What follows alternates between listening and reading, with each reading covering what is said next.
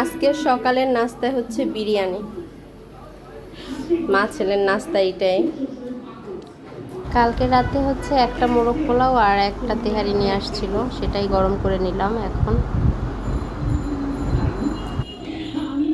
চলো চলো চলো। তো সবাইকে আসসালামু আলাইকুম, কেমন আছেন সবাই? আশা করছি আল্লাহর অশেষ রহমতে সবাই খুব ভালো আছেন। চলে আসছো?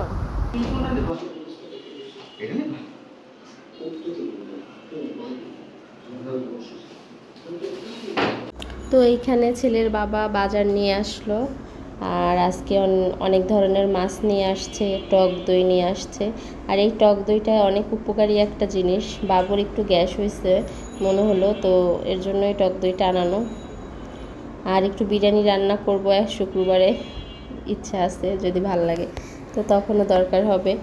আর এই যে অনেকগুলো মাছ নিয়ে আসলো আর পাট শাক নিয়ে আসছে। আর আজকে আমি পাট শাকটাই রান্না করব, ডালটা অলরেডি করে রাখছি, জানি শাকটা নিয়ে আসবে বলে দিছিলাম। আর এইখানে দেখেন, আমি তো সবসময় মাছ কেটে নিয়ে আসে আমার জন্য, আর আজকে হচ্ছে একদম মাছ একটা, এই মাছটাই শুধু আস্ত নিয়ে আসছে। আর হচ্ছে কয়েকটা ছোট মাছ খাইতে চাইছিলাম, তো সে ইতিহাস করে দিছে মলা মাছ অনেক বেশি ছোট এবং পেট নরমও ছিল।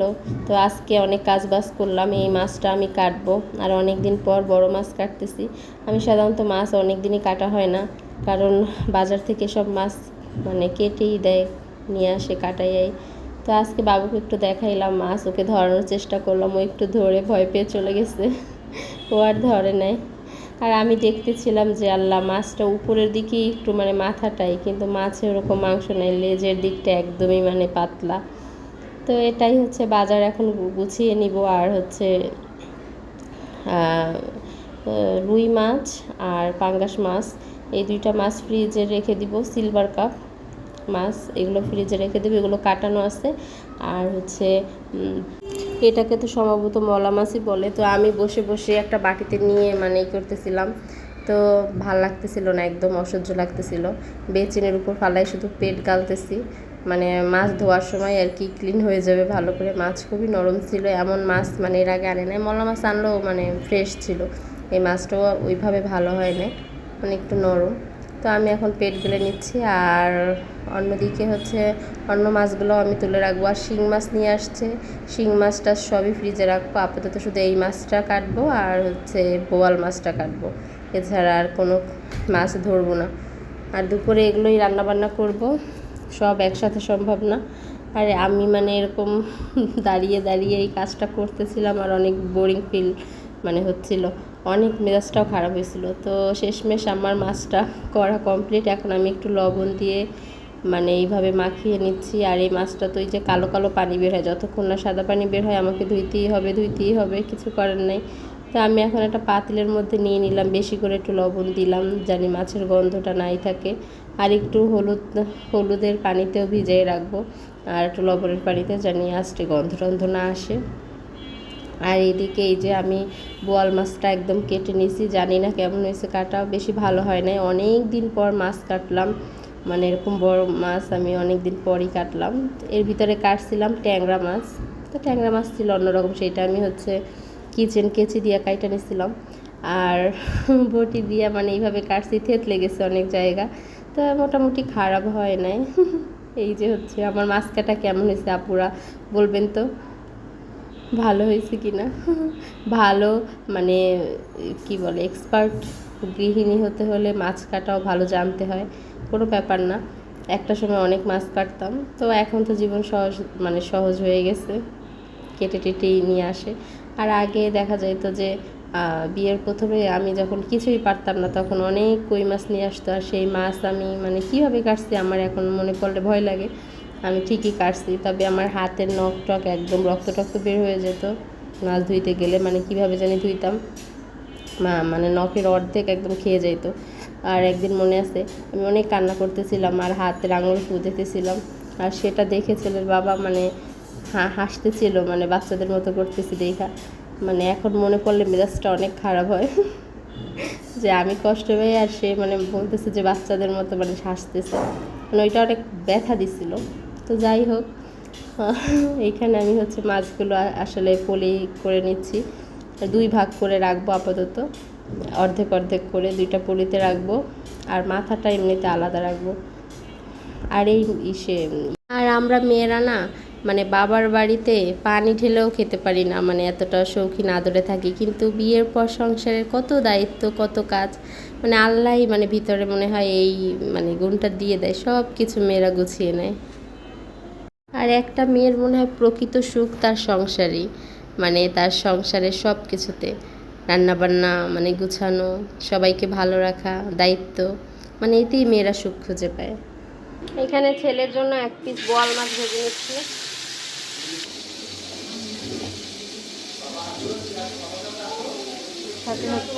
সাথে হচ্ছে এই ডিমটা, এটা বোয়াল মাছের পেটেই পাওয়া গেছে, ডিমটাও ভাজবে। তো এখন এই ডিমটা ভাজা হয়ে যাক, আর মাছটা ভাজা হয়ে গেলে আমি হচ্ছে বাবুকে 1 পিস মাছ দিয়ে দিব। আর পুরো মাছটা খেতে না পারলেও অর্ধেকটা খেলেও চলবে, পরে আবার খাইয়ে দিব, সমস্যা নেই।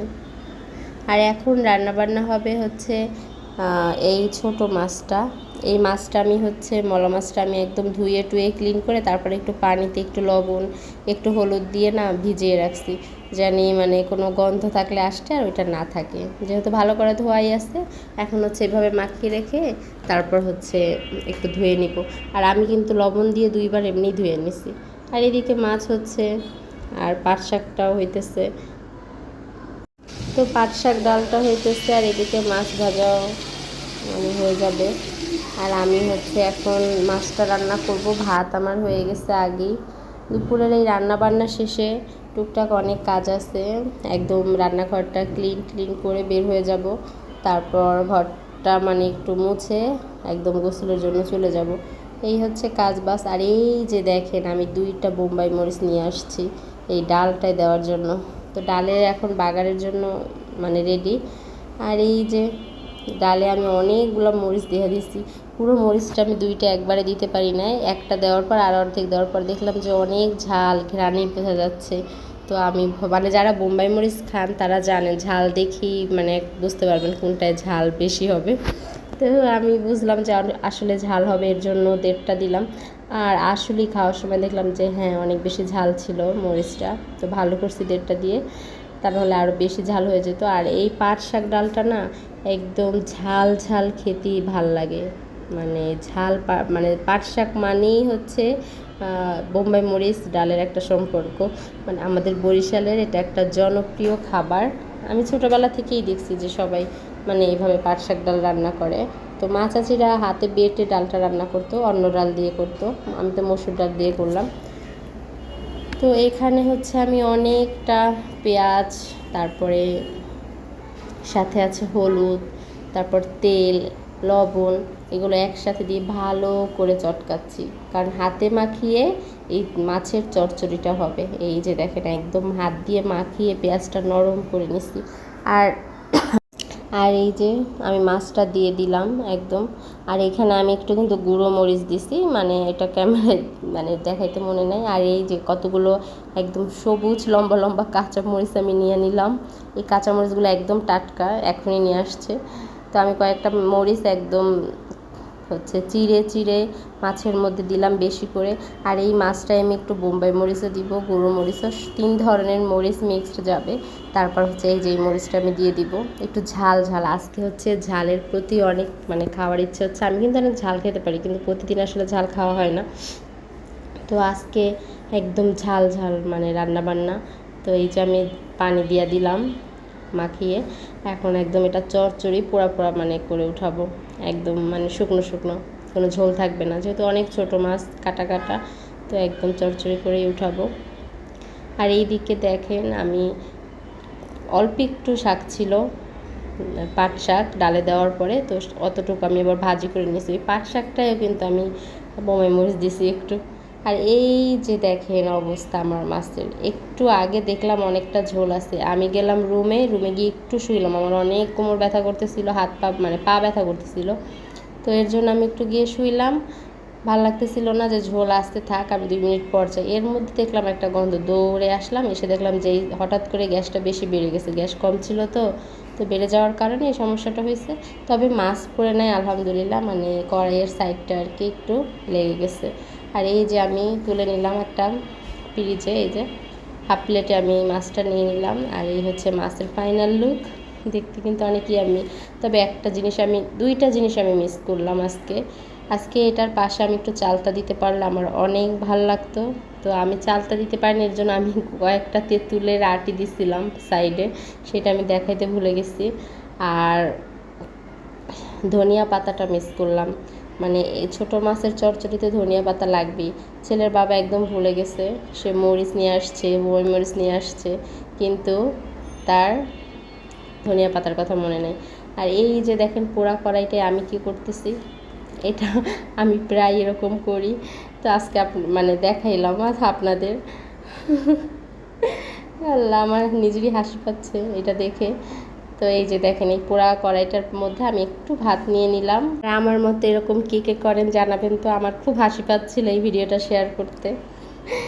তো এই যে আমি খাবারটা একদম টেবিলে দিয়ে দিলাম, ছেলের বাবা গোসলে গেছে, এসে মানে খেতে বসবে। তো আমি সব গুছিয়ে রাখলাম টেবিলে। এখন আমি হচ্ছে টুকটাক আরও অনেক কাজ আছে, তারপর আমি গোসলে চলে যাব। আর হচ্ছে এই হচ্ছে আজকের আমার ভিডিও, জানি না কেমন হলো।